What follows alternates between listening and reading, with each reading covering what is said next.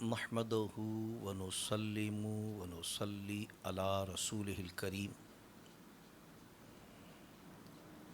اما بعد فاعوذ باللہ من الشیطان الرجیم بسم اللہ الرحمن الرحیم حتی اذا اتوا علی واد النمل قالت نملۃ یا ایھا النمل ادخلوا مساکنکم لا یحطمنکم سلیمان وجنودہ وہم لا یشعرون صدق اللہ مولانا العظیم ببرکت ان اللہ وملائکتہ یصلون علی النبی یا ایھا الذین آمنوا صلو علیہ وسلموا تسلیما اللہم صلی علی سیدنا و مولانا محمد وعلی آلہ و اصحاب سیدنا و مولانا محمد معدن الجود والکرم وآلہ و اصحابہ وبارک وسلم صلاۃ و سلاما علیک یا سیدی یا رسول اللہ وعلی آلک و اصحابک یا حبیب اللہ صلی اللہ علیہ وسلم۔ مختصر حمد و صلوات کے بعد اللہ تبارک و تعالیٰ کا بے پناہ شکر اور احسان، انتہائی کرم اور انعام کہ اس نے ہم گناہ گاروں کو یہ سعادت و توفیق عطا فرمائی کہ آج ایک مرتبہ پھر اس کی مقدس کتاب کا مبارک درس، اس کے پیارے اور محبوب رسولوں اور امام الانبیاء صلی اللہ علیہ وسلم کی عزتوں اور فضیلتوں کا بیان سننے کے لیے یہاں جمع ہے۔ ہزاروں درود اس نبی مکرم فخر دو عالم نور مجسم صلی اللہ تعالی علیہ وسلم کی ذات والا صفات پر کہ جن کی محبت ہمارے ایمان کی جان، جن کی غلامی ہمارے سروں کا تاج، اور جن کی اطاعت دنیا اور آخرت میں کامیابی اور کامرانی کا باعث ہے۔ ہزاروں سلام ان کے ازواجین مطہرات، اہل بیت اطہار، صحابہ کرام، خلفائے راشدین رضوان اللہ تعالی علیہم اجمعین پر۔ حصول برکت کے لیے قرآن کریم سے سورہ نمل شریف کی ایک آیت مبارکہ کے تلاوت کرنے کا شرف حاصل کیا۔ اس سے پہلے کہ تلاوت کردہ آیہ قرآنیہ کے تحت کچھ گفتگو عرض کی جائے، اللہ تعالیٰ سے دعا ہے کہ وہ اپنے پیارے حبیب لبیب نبی کریم رؤوف الرحیم علیہ افضل الصلاۃ و تسلیم کے صدق و طفیل مجھ گناہ گار کو حق کہنے کی توفیق عطا فرمائے۔ اللہ کریم ہم تمامی اہل ایمان کو حق سن کر حق کو قبول کرنے اور اس پر عمل کرنے کی توفیق عطا فرمائے۔ ہم سب کا ایمان ہے، ہمارا عقیدہ ہے کہ یہ کائنات اللہ تبارک و تعالیٰ کی تخلیق ہے، اور وہ اللہ اس ساری کائنات کا اکیلا اور تنہا خالق و مالک حقیقی ہے۔ اس کائنات کی تخلیق میں،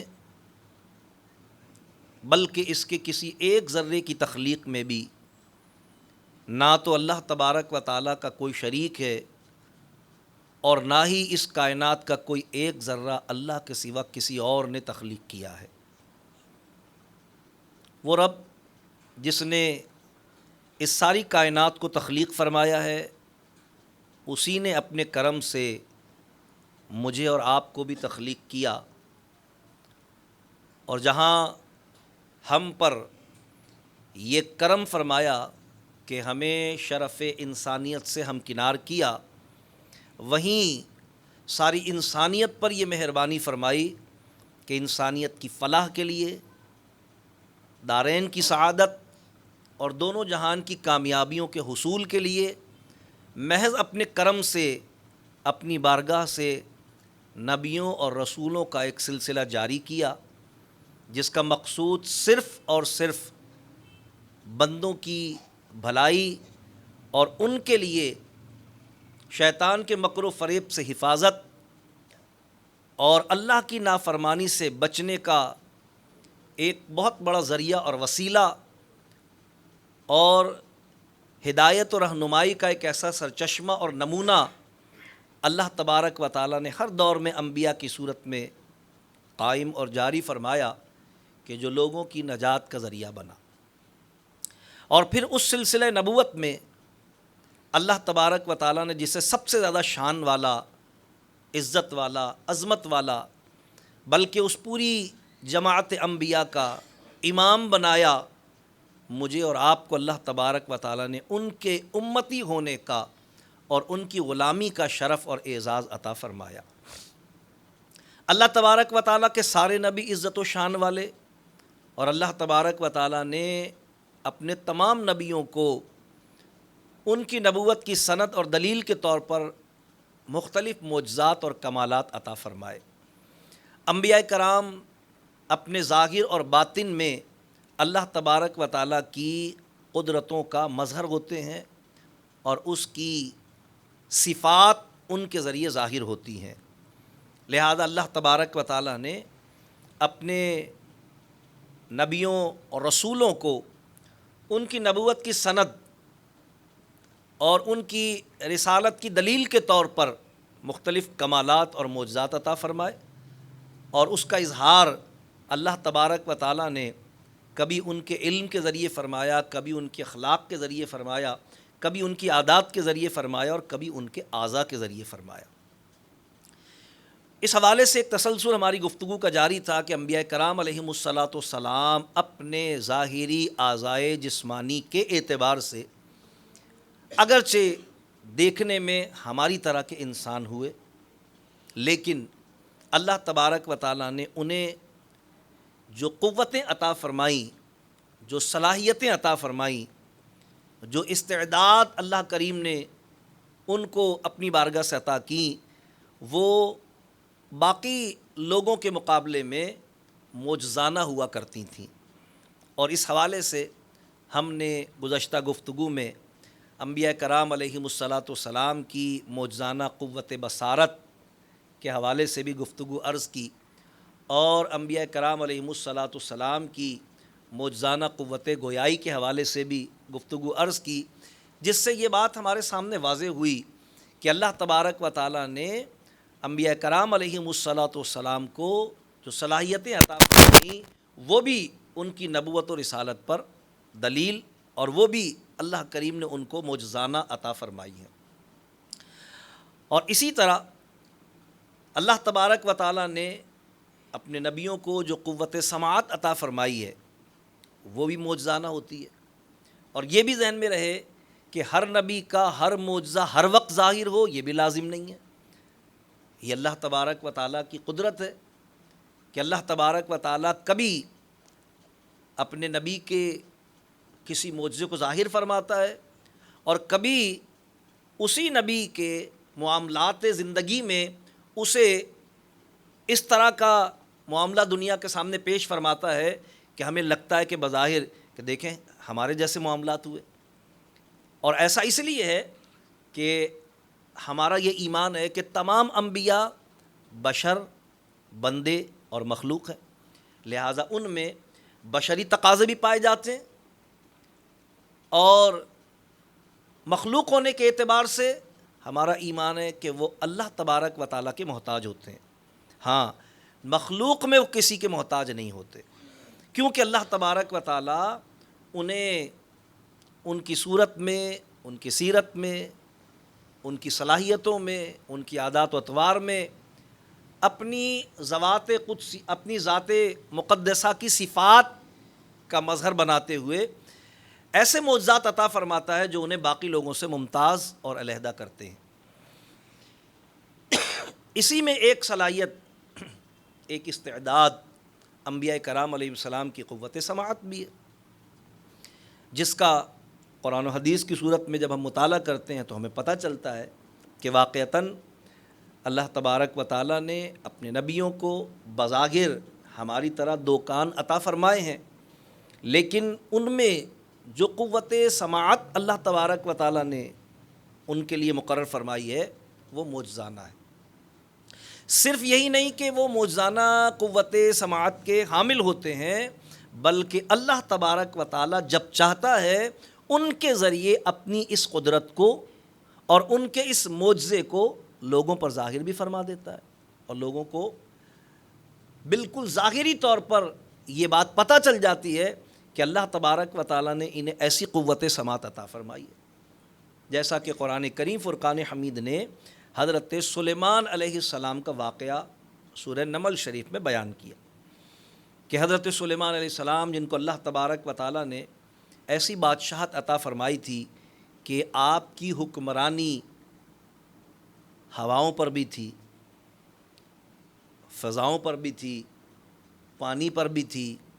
جنات اور انسانوں پر بھی تھی، اللہ تبارک و تعالیٰ نے آپ کو ایسی حکمرانی عطا فرمائی تھی۔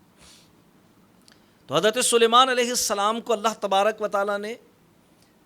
جہاں اور کمالات عطا فرمائے تھے، وہیں آپ کے معجزات میں یہ بات بھی شامل تھی کہ آپ تمام جانوروں کی بولیاں صرف سمجھتے نہیں تھے بلکہ ان سے گفتگو بھی فرمایا کرتے تھے۔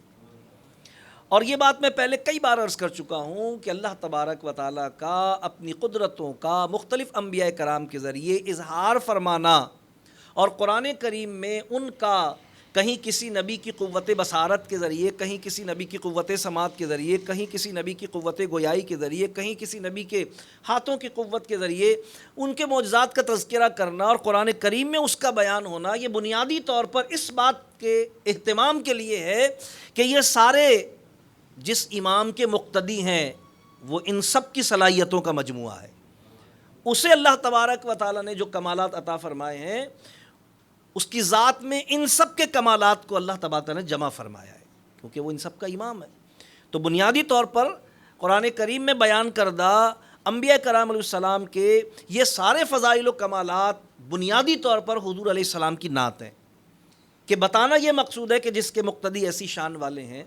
تو ان کا امام کیسی شان والا ہوگا۔ تو حضرت سلیمان علیہ السلام کی قوت سماعت کا اللہ تبارک تعالیٰ قرآن کریم میں ذکر فرماتا ہے۔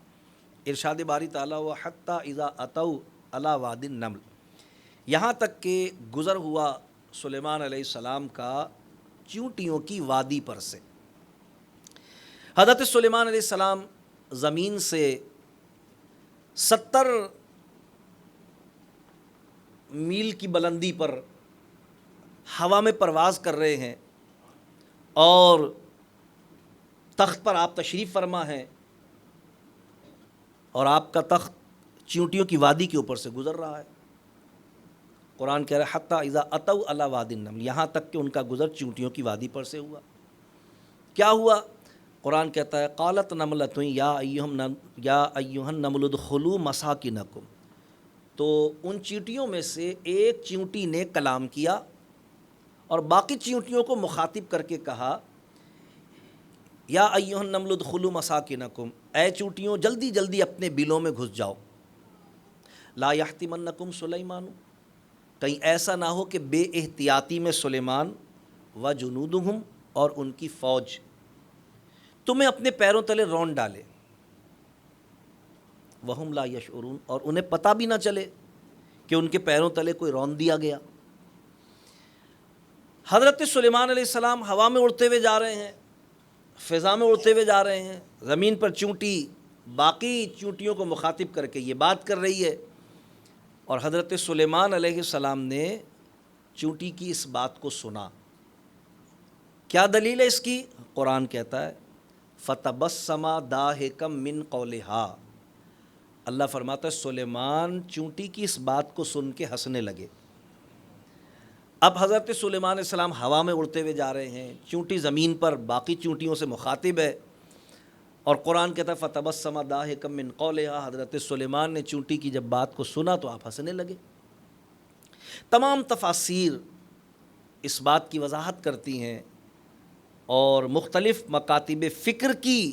تفاسیر کا بھی اگر آپ مطالعہ کریں گے تو سب نے ظاہر قرآن کا ایک مسلمہ واقعہ ہے، اور بالکل واضح حضرت سلیمان علیہ السلام کے معجزے کا اس میں ذکر کیا گیا ہے، تو سب نے تحریر کیا، اور بالخصوص صاحب روح البیان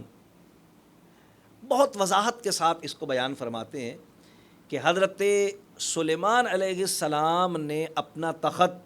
چونٹیوں کی وادی پر اتار دیا۔ آپ نے چونٹیوں کی جب اس بات کو سنا اور آپ ہنسنے لگے۔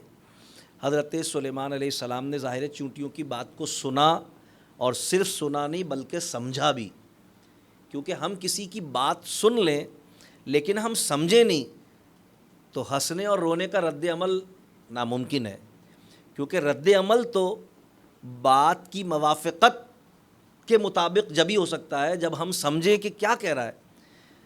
اس نے کوئی خبر دی ہے، اگر وہ خبر ہماری سمجھ میں آئی کہ خوشی کی ہے تو ہم خوشی کا رد عمل کریں گے۔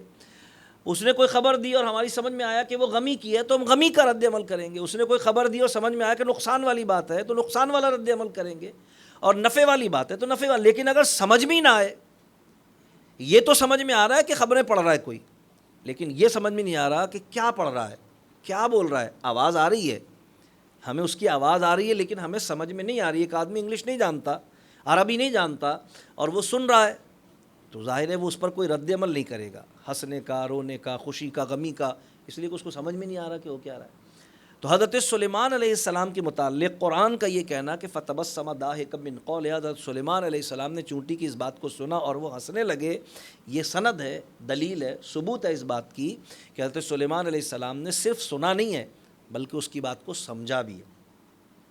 کیونکہ اس نے یہ کہا تھا کہ کہیں ایسا نہ ہو کہ غلطی سے، بے دہانی میں، لا یحتمنکم، بے احتیاطی میں، کہیں ایسا نہ ہو کہ بے احتیاطی میں سلیمان اور ان کی فوج تمہیں اپنے پیروں تلے رون دے۔ اس بات پر حضرت سلیمان علیہ السلام ہنسے۔ کس بات پر ہنسے؟ کہ چونٹی کو بھی یہ بات معلوم ہے کہ سلیمان تو سلیمان ہے، ان کا کوئی فوجی بھی، ان کا کوئی ساتھی بھی، ان کا کوئی دوست بھی کسی چونٹی کو جان بوجھ کے اپنے پیر تلے رون دے گا نہیں، جان بوجھ کر وہ چونٹی پر بھی ظلم نہیں کرے گا۔ اور یہاں میں یہ بات کہنا چاہوں گا کہ تف ہے ان بد نصیبوں کے عقیدے اور نظریے پر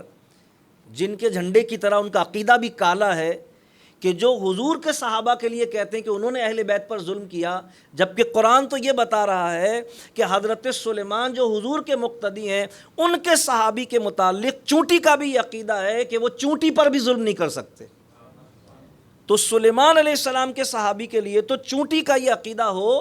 کہ وہ کسی پر ظلم نہیں کر سکتے، اور حضور امام الانبیاء کے صحابہ جن کے متعلق اللہ نے قرآن کریم میں فرمایا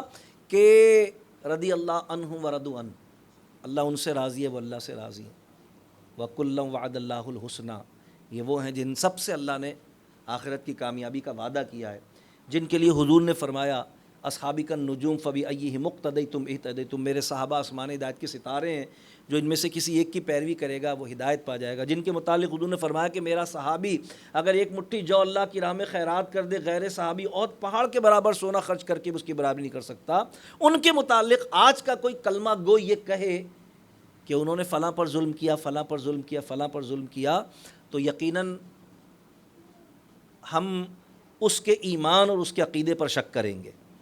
اس لیے کہ قرآن تو ہمیں یہ بتا رہا ہے کہ چونٹی کا بھی یہ عقیدہ ہے کہ نبی کا صحابی کسی پر ظلم نہیں کر سکتا۔ تو حضرت سلیمان علیہ السلام نے چونٹی کے اس عقیدے کو سنا، سمجھا، آپ ہنسنے لگے۔ مفسرین کرام لکھا کہ حضرت سلیمان علیہ السلام نے اپنا تخت زمین پر اتار دیا اور ہزاروں سینکڑوں چونٹیوں میں سے اس چونٹی کو اٹھایا جس نے یہ بات کی تھی۔ اس سے صرف حضرت سلیمان کی قوت سماعت کا پتہ نہیں چل رہا، ان کی قوت بصارت کا بھی پتہ چل رہا ہے۔ بہت ساری چونٹیاں آپ کے آس پاس چل رہی ہوں اور ان میں سے کوئی ایک آپ کو کاٹ لے، 7 نسلوں میں کسی میں ہمت نہیں ہے کہ وہ تلاش کر کے نکال لے کون سی والی نے کاٹا ہے مجھے، ظاہر نہیں کر سکتا، اتنی قوت شناخت ہم میں نہیں ہے۔ حضرت سلیمان علیہ السلام نے ہوا میں اڑتے ہوئے نہ صرف یہ کہ چونٹی کی اس بات کو سنا، بلکہ سینکڑوں چونٹیوں میں سے اس چونٹی کو پہچان بھی لیا جس نے یہ بات کی تھی، اور آپ نے اس چونٹی کو اٹھا کر اپنی ہتھیلی پر رکھ لیا۔ رکھنے کے بعد آپ نے اس چونٹی سے پوچھا کہ تیرا نام کیا ہے؟ اس نے بتایا میرا نام ہے من زمرہ۔ تو سلیمان علیہ السلام نے اس سے فرمایا کہ اچھا یہ بتاؤ کہ تم کپڑے کیوں نہیں پہنتی ہو؟ تو وہ چونٹی کہنے لگی کہ مجھے اللہ تبارک و تعالیٰ کی اطاعت و فرما برداری سے کبھی اتنی فرصت ہی نہیں ملتی کہ میں اپنے وجود کی طرف توجہ دوں۔ حضرت سلیمان اس کی بات سے بڑے متاثر ہوئے۔ تو پھر آپ نے اگلی بات کی، آپ نے فرمایا یہ تیری کمر اتنی پتلی کیوں ہے؟ چونٹی کی کمر آپ دیکھیں بالکل دھاگے کی طرح ہوتی ہے جڑی ہوئی۔ تو چونٹی نے کہا اللہ کے نبی آپ دیکھتے نہیں کہ میں اپنے وجود کی طرف توجہ نہیں کرتی؟ میں نے آپ کے پہلے سوال کا جواب دیا ہے، میں اپنے وجود کی طرف نہیں توجہ کرتی۔ کیوں؟ اس لیے کہ میں نے اللہ کی اطاعت کے لیے اپنی کمر کو کس لیا ہے۔ یہ جو میری کمر آپ کو اتنی پتلی نظر آتی ہے، میں نے اللہ کی اطاعت کے لیے اپنی کمر کو کس لیا ہے۔ تو حضرت سلیمان علیہ السلام اس کی بات سے اور متاثر ہوئے کہ چونٹی ہو کر ایسی عقل مندی کی باتیں کر رہی ہے۔ تو پھر آپ نے فرمایا کہ اچھا چلو آخری سوال یہ بتاؤ تم کیسا محسوس کر رہی ہو؟ تو اس چونٹی نے کہا کہ میں اس وقت اپنے آپ کو دنیا کے تمام جانوروں میں، دیگر مخلوقات میں سب سے افضل و اعلیٰ محسوس کر رہی ہوں۔ تو حضرت سلیمان نے فرمایا بھائی وہ کیوں؟ فرمایا اس لیے کہ زمین ہے، زمین پہ تخت ہے، تخت پہ قالین ہے، قالین پہ کرسی ہے، کرسی پہ اللہ کا نبی، اللہ کے نبی کی ہتھیلی کے اوپر میں ہوں۔ تو اس لیے میں اپنے اوپر ناز کر رہی ہوں، فخر کر رہی ہوں کہ بھئی میں اپنے آپ کو۔ حضرت سلیمان علیہ السلام کا چونٹی سے یہ کلام فرمانا، چونٹی کی گفتگو اور اس سے گفتگو کو ارشاد فرمانا، یہ مفسرین نقل، بالخصوص صاحب روح البیان نے اس کو تفصیلا نقل کیا۔ تو اب غور کرنے کی بات یہ ہے کہ حضرت سلیمان علیہ السلام نے ہوا میں اڑتے ہوئے چونٹی کی اس بات کو سنا، صرف سنا نہیں سمجھا بھی، پھر آپ نے اس سے گفتگو بھی فرمائی، اس چونٹی کو پہچانا بھی آپ نے۔ تو قوت سماعت کا بھی پتہ چلا، قوت بصارت کا بھی پتہ چلا، آپ کی قوت تحقیق کا بھی، قوت شناخت کا بھی پتہ چلا۔ اللہ نے کیسی آپ کو قوت شناخت عطا فرمائی تھی کہ آپ نے سینکڑوں چونٹیوں میں سے اس چونٹی کو پہچان لیا۔ اب غور کرنے کی بات یہ ہے کہ آج کی جدید تحقیق میں اگر آپ سرچ کریں گے تو آپ کو یہ بات پتہ چلے گی کہ ابھی تک ایسا کوئی آلہ ایجاد نہیں ہوا ہے جو چیونٹی کی آواز لوگوں کو سنوا سکے۔ بعض آلے ایجاد ہوئے ہیں جنہوں نے بعض ایسے جانوروں کی آواز لوگوں کو سنوا دی جن کی آواز بظاہر لوگوں کو نہیں آتی۔ نیٹ پر آپ کو وہ جو ویل مچھلی ہے اس کی آواز سنانے والا آلہ ایجاد ہے، وہ سناتے ہیں، وہ آواز نکالتی ہے مخصوص قسم کی، اور دوسرے بعض جانور ہیں، یہ الگ عنوان ہے ایک۔ تو لیکن ایسا کوئی آلہ ابھی تک ایجاد نہیں ہوا ہے کہ جو چیونٹی کی آواز سنوا سکے لوگوں کو۔ اور بالفرض ایک لمحے کے لیے میں کہتا ہوں کہ اگر کوئی ایسا آلہ ایجاد بھی ہو جائے، آگے تحقیق ہو سکتی ہے کہ کوئی ایسا آلہ ایجاد ہو جائے چونٹی کی آواز لوگوں کو سنوا دے، تو بتائیے آپ کہ پھر چونٹی کی بولی سمجھنے والا کہاں سے لائیں گے آپ؟ ظاہر ہے چونٹی کی بولی تو پھر بھی سمجھنے والا کوئی نہیں مل سکے گا آپ کو۔ تو حضرت سلیمان علیہ السلام نہ صرف یہ کہ چونٹی کی آواز ہوا میں اڑتے ہوئے سماعت فرما رہے ہیں، بلکہ آپ اس سے گفتگو بھی فرما رہے ہیں۔ تو گویا اللہ تبارک و تعالیٰ اپنے نبیوں کو جو قوت سماعت عطا فرماتا ہے، اور میں نے بتایا کہ اس میں صرف قوت سماعت کا ہی نہیں ہے، قوت بصارت کا بھی اس سے تعلق ہے، قوت شناخت کا بھی اس سے تعلق ہے، ان کے علم کی وسعت کا بھی اس سے تعلق ہے، ان کی لغت دانی یعنی کتنی قسم کی زبانیں وہ جانتے تھے اس کا بھی اس سے تعلق ہے، یعنی وسعت علمی بھی ان کی، وغیرہ وغیرہ۔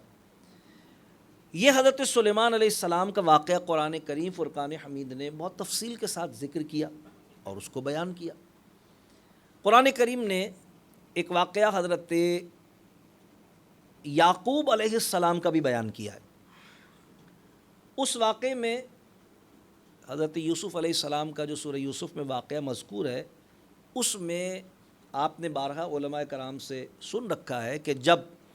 حضرت یوسف علیہ السلام نے اپنے بھائیوں کو پہچان لیا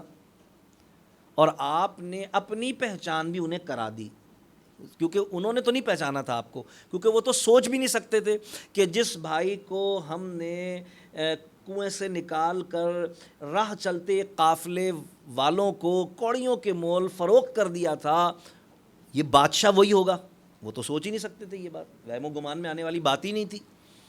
لیکن یوسف علیہ السلام نے اپنے بھائیوں کو پہچان لیا تھا، تو حضرت یوسف علیہ السلام نے اپنی پہچان بھی ان کو کروا دی اور بتا دیا کہ میں تمہارا بھائی ہوں، اور ان کو کہہ بھی دیا لا تثریب علیکم الیوم، آج تم پر کوئی مواخذہ نہیں ہے، میں معاف کرتا ہوں تم سب کو۔ تو پھر آپ نے کیا کیا؟ قرآن کہتا ہے حضرت یوسف علیہ السلام نے وہ کرتا جو حضرت ابراہیم علیہ السلام کا کرتا تھا، جو آپ اس وقت پہنے ہوئے تھے جب آپ کو آگ میں ڈالا گیا تھا، اور وہ حضرت ابراہیم علیہ السلام سے منتقل ہوتا ہوا حضرت یعقوب علیہ السلام اور پھر حضرت یوسف علیہ السلام تک پہنچا تھا۔ جب حضرت یعقوب علیہ السلام نے بھائیوں کے ساتھ جنگل میں کھیلنے کا بہانہ کر کے وہ لے گئے تھے، تو حضرت یعقوب علیہ السلام نے وہ کرتا دوسرے کرتے کے نیچے حضرت یوسف علیہ السلام کو بطور برکت پہنا دیا تھا، تو وہ اسی کرتے کے ساتھ وہ کرتا حضرت یوسف علیہ السلام کے پاس محفوظ تھا۔ وہی کرتا آپ نے اتار کر دیا، وہ آپ اپنے بدن سے جدا نہیں کرتے تھے، لیکن اب جب کہ والد کے بارے میں یہ پتہ چل چکا تھا کہ روتے روتے ان کی بینائی ختم ہو چکی ہے، تو آپ نے وہ کرتا اپنے بھائیوں کے حوالے کیا اور فرمایا اذھبوا بقمیصی ھذا، یہ قرآن کے الفاظ ہیں، فرمایا یہ قمیض، یہ کرتا لے جا کر فَأَلْقُوهُ عَلَى وَجْهِ أَبِي يَأْتِ بَصِيرًا، اسے لے جا کر میرے ابا کے چہرے پر ڈال دو، ان کے منہ پر ڈال دو، ان کی آنکھیں روشن ہو جائیں گی۔ حضرت یوسف علیہ السلام نے اپنا کرتا عطا فرمایا اور فرمایا اسے لے جا کر میرے ابا کے چہرے پر ڈال دینا، ان کی آنکھیں روشن ہو جائیں گی۔ حضرت یوسف علیہ السلام کا بھائی وہ کرتا لے کر روانہ ہوتا ہے اور حضرت یعقوب علیہ السلام کے پاس آتا ہے۔ اب وہ مصر سے روانہ ہوا ہے اور حضرت یعقوب علیہ السلام فلسطین میں ہے، دو الگ الگ ملکوں کی بات ہے، بہت بڑا فاصلہ ہے، میلوں کا فاصلہ ہے، سینکڑوں میلوں کا فاصلہ ہے۔ لیکن ہوا کیا کہ جب حضرت یعقوب علیہ السلام کی طرف حضرت یوسف علیہ السلام نے یہ کرتا روانہ کیا اور حضرت یعقوب علیہ السلام کی طرف حضرت یوسف علیہ السلام کے بھائی وہ کرتا لے کر روانہ ہوئے، تو قرآن کریم میں اللہ تبارک تعالیٰ کا فرمان موجود ہے وَلَمَّا فَصَلَتِ الْعِيرُ قَالَ أَبُوهُمْ إِنِّي لَأَجِدُ رِيحَ يُوسُفَ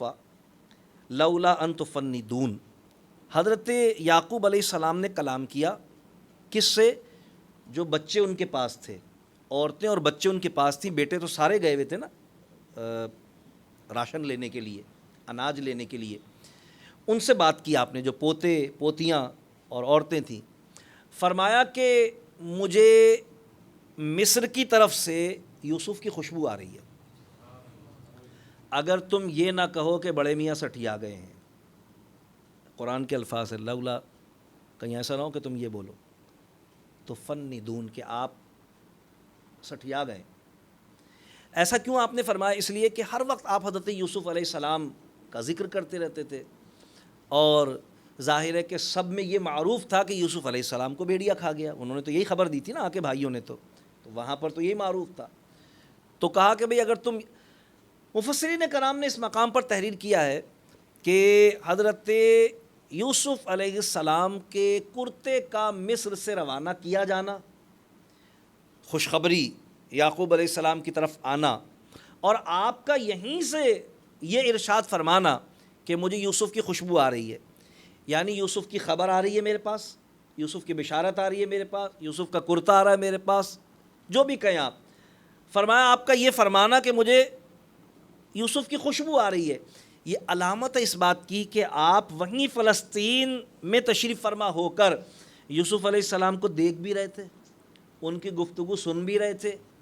اور اس کے ساتھ ہی ساتھ یوسف علیہ السلام کے وجود کی خوشبو اور راحت آپ محسوس بھی کر رہے تھے، جبھی تو آپ نے یہ بات فرمائی، کیونکہ وہ تو یہی بشارت لے کر آ رہا تھا، کیونکہ یوسف علیہ السلام فرمایا تھا کہ بھئی یہ لے جاؤ اور پھر ان کو لے کر آ جاؤ میرے پاس، والد صاحب کو، گھر والوں کو، سب کو لے کر آ جاؤ، یہ کرتا ان کی آنکھوں پہ ڈالنا، وہ صحتیاب ہو جائیں گے، لے کر آ جانا، آنکھیں روشن ہو جائیں گی ان کی۔ تو تمام مفسرین نے فرمایا، اور یوں بھی حضرت یعقوب علیہ السلام کا اسی واقعے میں یہ والا تذکرہ بھی ہمیں ملتا ہے. جنہوں نے اس واقعے کو تفصیلاً پڑھا ہے یقیناً ان کے علم میں ہوگا کہ جب زلیخا نے 7 دروازوں میں حضرت یوسف علیہ السلام پر خود کو گناہ کے لیے پیش کیا تو حضرت یعنی قرآن کریم فرقان حمید اس کے لیے یہ بیان کرتا ہے کہ حضرت یوسف علیہ السلام نے اللہ تبارک و تعالیٰ کی برہان کو دیکھا. قرآن کہتا ہے کہ اللہ کی برہان کو حضرت یوسف علیہ السلام نے دیکھا. تمام مفسرین نے اس مقام پر تحریر کیا ہے کہ حضرت یوسف علیہ السلام نے کیا دیکھا تھا,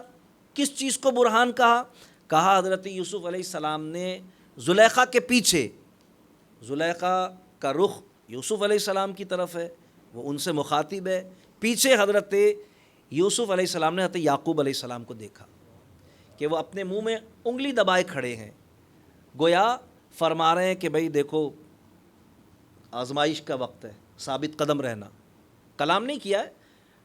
دلیل اس پر کیا قائم کی ہے, فرمایا کہ قرآن نے برہان کا لفظ استعمال کیا ہے.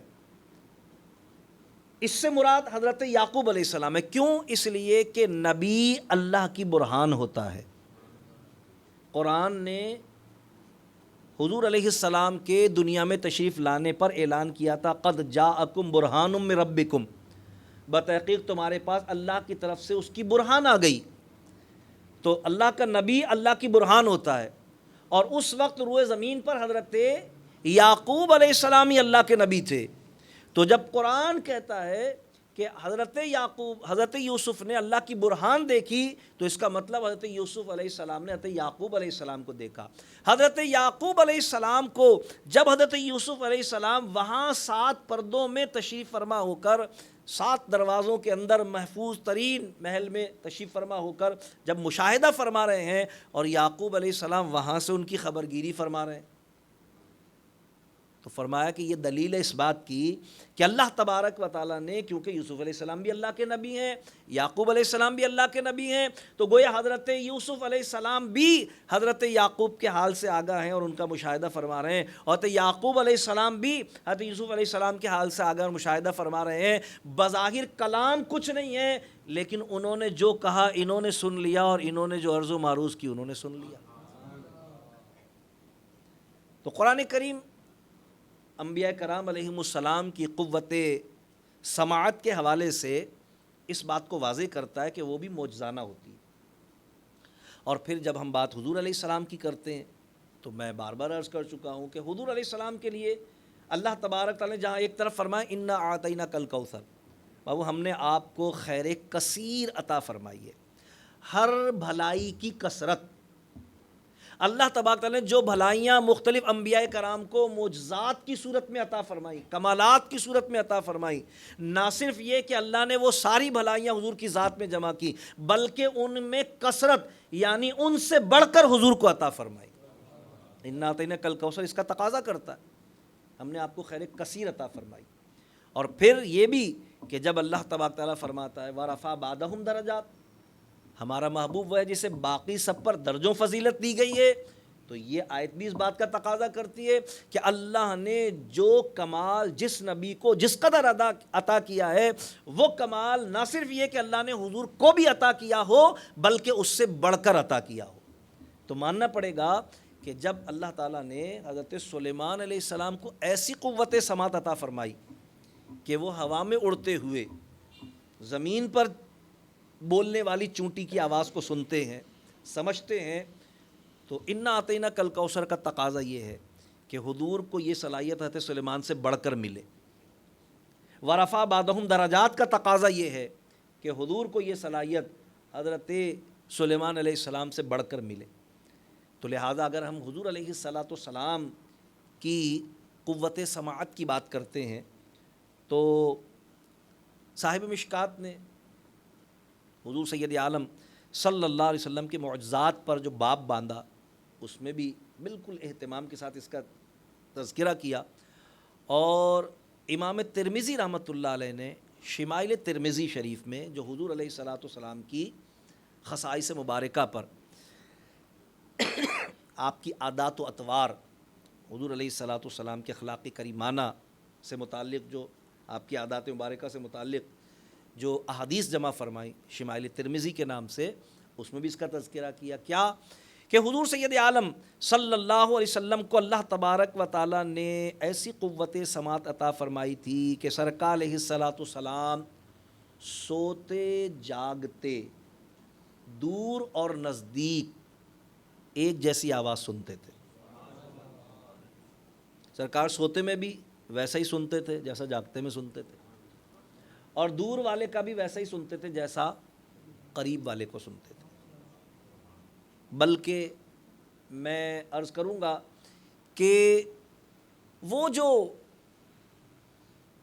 آواز کے ساتھ الفاظ کے ساتھ کلام کرتے ہیں، ان کے الفاظ اور آواز کا سننا یہ تو ظاہر ہے اگر دور سے ہو تو اپنی جگہ ایک معجزہ ہے، اگر سوتے میں ہو تو اپنی جگہ ایک معجزہ ہے، لیکن حضور سید عالم صلی اللہ تعالیٰ علیہ وسلم کا کمال یہ ہے کہ سرکار علیہ الصلاۃ والسلام تو ان کی فریاد، ان کی آواز، ان کی التجا اور ان کی مناجات بھی سماعت فرماتے ہیں جن کی آواز ہی نہیں ہوتی، بظاہر آواز ہی نہیں ہوتی ان کی۔ قرآن کریم، احادیث مبارکہ، تفاسیر قرآن کریم کی، احادیث مبارکہ کی شروع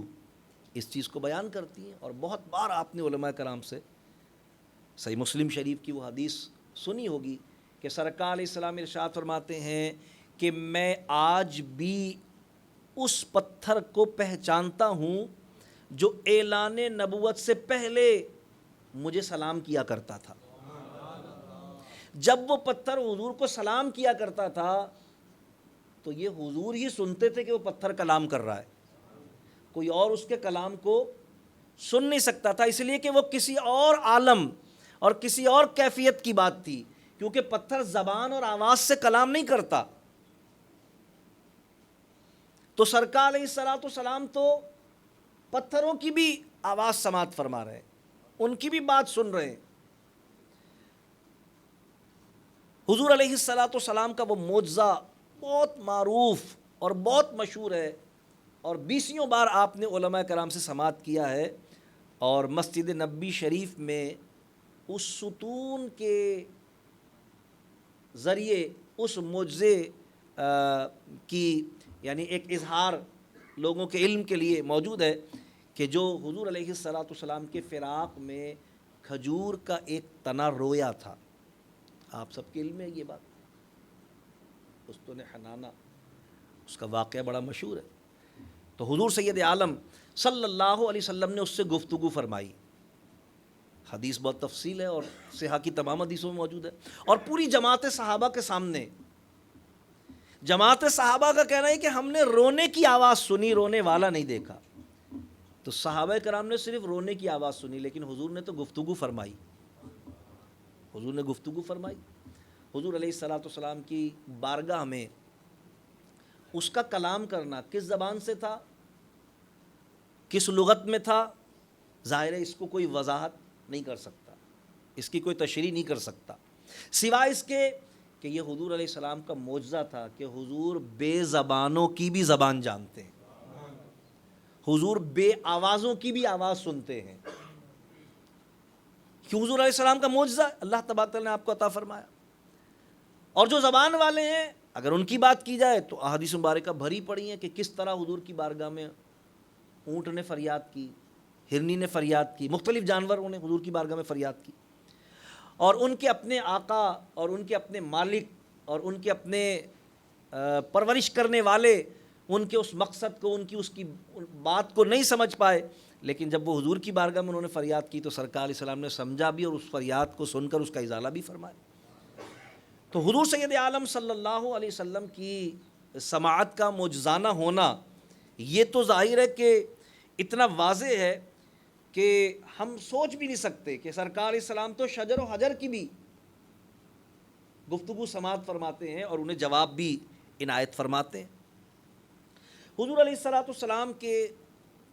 کی قوت سماعت کو اللہ تبارک تعالیٰ نے جو کمال عطا فرمایا تھا اس کا اندازہ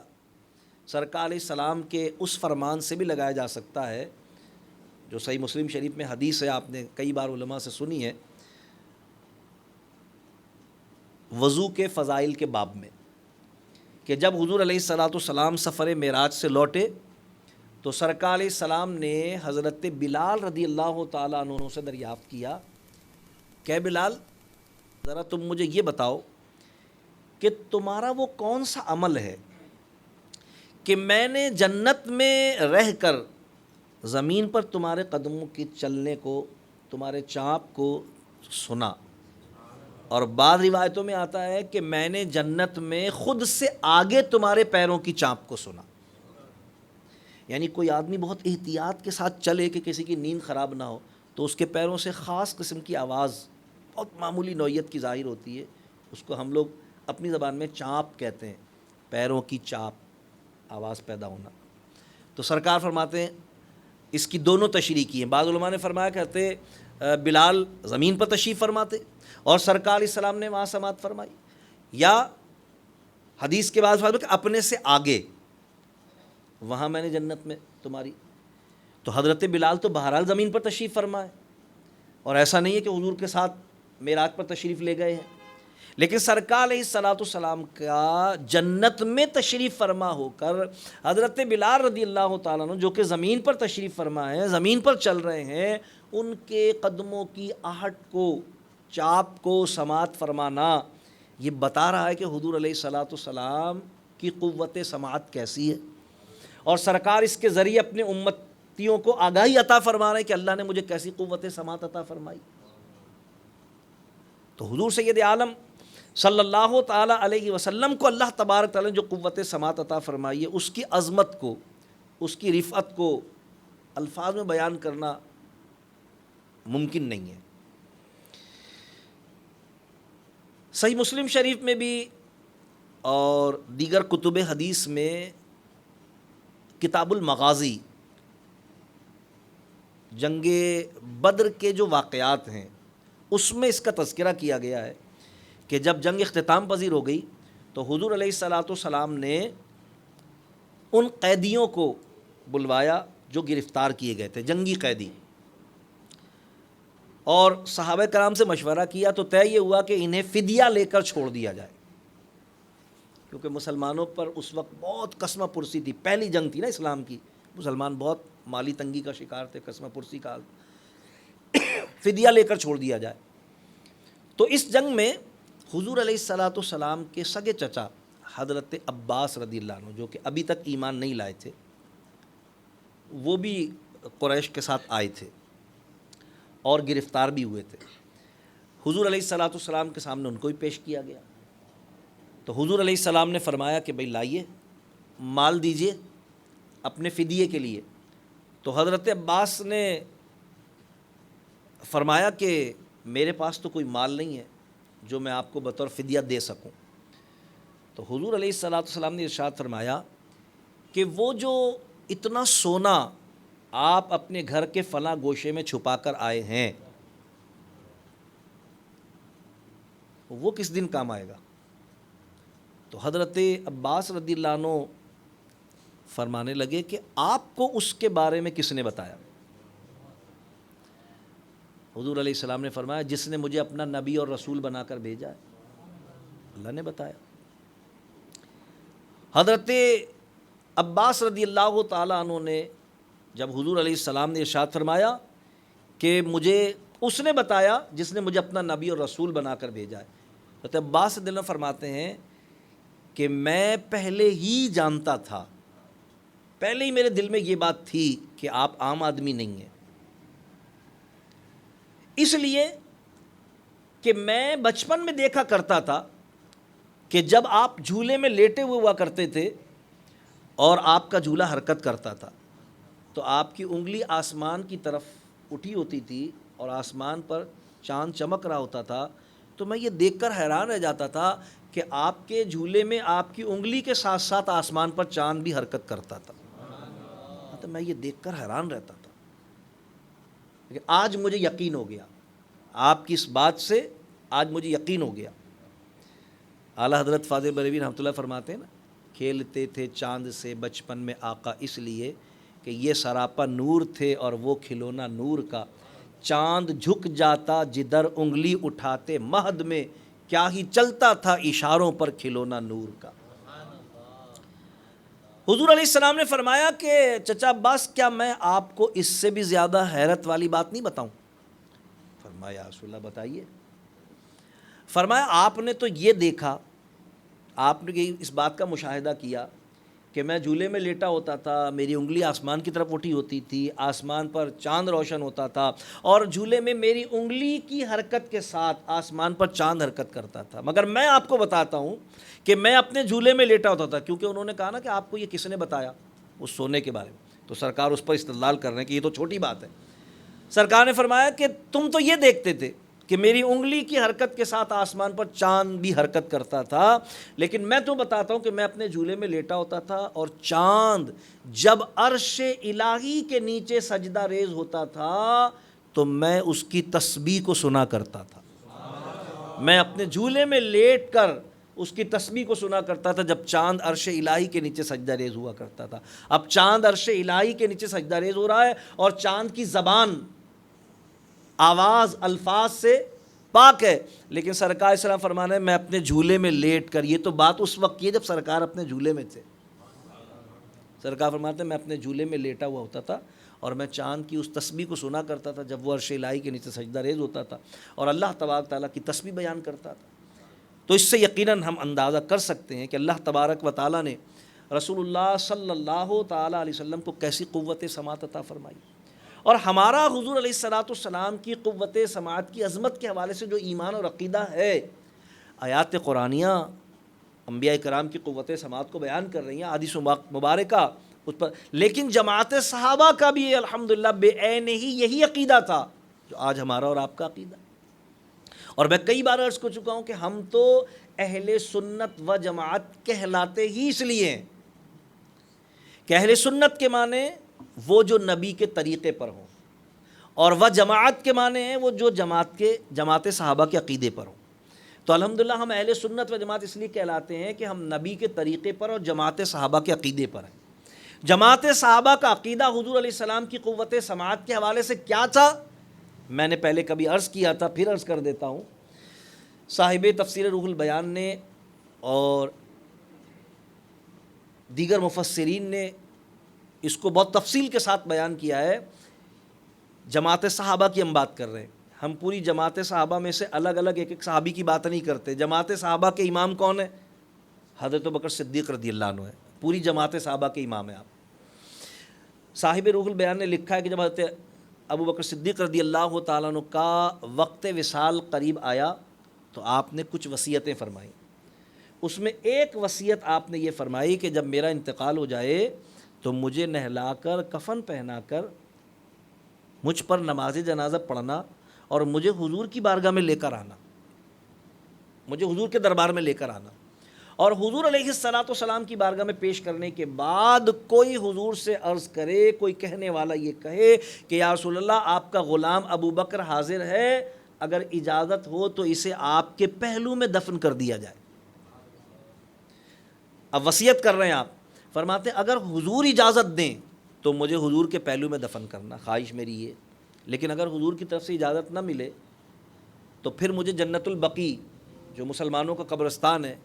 اس میں لے جا کر دفن کر دینا۔ اب حضرت ابوبکر صدیق رضی اللہ تعالی عنہ کی یہ وصیت فرمانا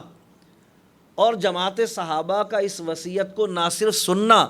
بلکہ بعد انتقال اس پر عمل بھی کرنا، میں آپ سے پوچھتا ہوں کس بات کی دلیل ہے؟ ظاہر ہے اس بات کی دلیل ہے کہ پوری جماعت صحابہ کا یہ عقیدہ تھا کہ حضور علیہ السلام اپنی حیات میں تو سوتے اور جاگتے میں سنتے ہی تھے، مگر حضور اپنی وفات کے بعد بھی اپنی حیات کی طرح سنتے ہیں۔ بھئی عقیدہ تھا ان کا، ورنہ حضور علیہ الصلوۃ والسلام کا جسم اقدس تو ظاہر ہے قبر مبارکہ میں تشریف فرما تھا نا، اور وہ ایک عام جملہ ہے کہ بھی من و مٹی کے نیچے دبا ہے، تو یقیناً ظاہر ہے کہ مٹی قبر کے اوپر تھی اور قبر شریف بند تھی۔ یعنی اگر ہم بالفرض یہ تصور کر لیں کہ بھئی ایک آدمی زندہ حالت بیداری کے ساتھ کسی قبر میں موجود ہو،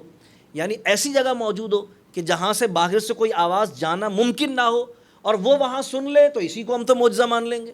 اسی کو کرامت کا اور کمال مان لیں گے کہ بھئی کیسے سن لیا اس نے، آواز تو جا نہیں سکتی۔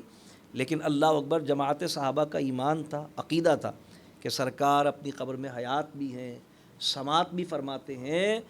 سنتے سمجھتے اور جہاں ضرورت ہو جواب بھی عطا فرماتے ہیں۔ جبھی تو ابوبکر فرما رہے ہیں کہ اگر حضور اجازت دیں، اس کا مطلب ایمان تھا، یقین تھا کہ حضور علیہ السلام سنتے بھی ہیں اور جواب بھی عطا فرماتے ہیں۔ اور ایسا ہی ہوا کہ جب حضور علیہ السلام کی بارگاہ میں یہ عرض کیا گیا کہ یا رسول اللہ، آپ کا غلام ابو بکر حاضر ہے، اجازت ہو تو آپ کے پہلو میں دفنا دیا جائے۔ محدثین نے نقل کیا اور بالخصوص صاحب روح البیان نے بہت تفصیل کے ساتھ اس کو حضرت ابوبکر صدیق رضی اللہ عنہ کے فضائل میں بیان کیا ہے کہ سرکار علیہ السلام نے قبر مبارکہ سے خطاب فرمایا اور سینکڑوں صحابہ کرام جو موجود تھے انہوں نے سنا، اور ظاہر ہے ان میں سے کسی کو بھی حضور کی آواز کے پہچاننے میں کوئی شک ہو سکتا نہیں تھا، ان سب کو پتہ حضور ہی فرما رہے ہیں۔ حضور علیہ السلام نے فرمایا کہ بھئی دوست کو دوست سے ملا دو، دوست تو دوست سے ملاقات کا مشتاق ہے۔ حضور علیہ السلام نے اجازت عطا فرمائی، اور پھر آپ کو حضور علیہ السلام کے پہلو میں، حضور علیہ السلام کے روضہ مبارکہ میں مدفن کی سعادت اللہ تعالیٰ نے عطا فرمائی۔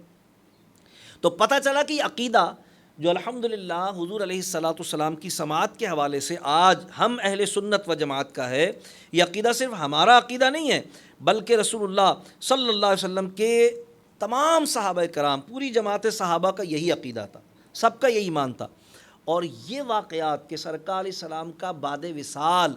اپنے مزار پرانوار میں تشریف فرما ہو کر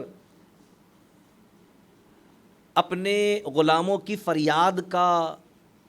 ان کی درخواست و مناجات کا سماعت فرمانا، یہ صرف حضرت بکر صدیق رضی اللہ عنہ کے ساتھ خاص نہیں تھا، یہ صحابہ کرام کے ساتھ خاص نہیں تھا،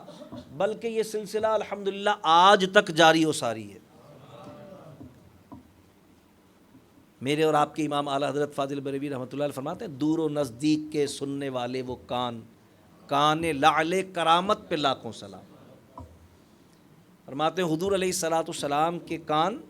جو کہ دور اور نزدیک سے ایک جیسا سنتے تھے۔ یہاں میں ایک بات ضمناً عرض کر دیتا ہوں کہ بہت سارے لوگ جب ہم حضور علیہ السلام کی قوت سماعت کی بات کرتے ہیں تو لوگ کہتے ہیں بھئی دور سے سننا تو اللہ کی صفت ہے۔ اکثر آپ یہ بات، بھئی دور سے سننا تو اللہ کی صفت ہے، یاد رکھیے اور اس بات کو ذہن نشین کر لیجئے، یہ عقیدہ ہی کفر ہے کہ دور سے سننا اللہ کی صفت ہے۔ آپ کہیں گے بھئی یہ کیسی بات ہو گئی؟ تو میں عرض کروں گا یہ بات اس لیے کفر ہے، یہ عقیدہ کہ دور سے سننا اللہ کی صفت ہے۔ ہر عقل مند آدمی، ابھی میں پوچھوں گا تو آپ بتائیے، دور سے سننے کے لیے دور ہونا ضروری ہے یا نہیں ہے؟ بھائی کوئی کہیں کہ فلاں دور سے سنتا ہے تو اس کا مطلب دور ہوتا ہے تو دور سے سنتا ہے نا۔ دور سے سننے کی صفت اللہ کی ہے ہی نہیں،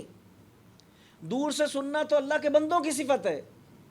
کیونکہ اللہ کی شان تو یہ ہے کہ نحن اقرب الیہ من حبل الورید، قرآن کی آیت ہے۔ اللہ فرماتا ہے میں اپنے ہر بندے کی شہرک سے بھی زیادہ قریب ہوں۔ اللہ کا پہلے دور ہونا ثابت کرنا پڑے گا یہ کہنے کے لیے کہ اللہ دور سے سنتا ہے۔ دور سے سننا اللہ کی صفت نہیں ہے، دور سے سننا رسول اللہ کی صفت ہے۔ حضور سنتے ہیں دور سے، کیونکہ دور اور نزدیک ہونا یہ حضور کے لیے، حضور بندے ہیں، بشر ہیں، مخلوق ہے۔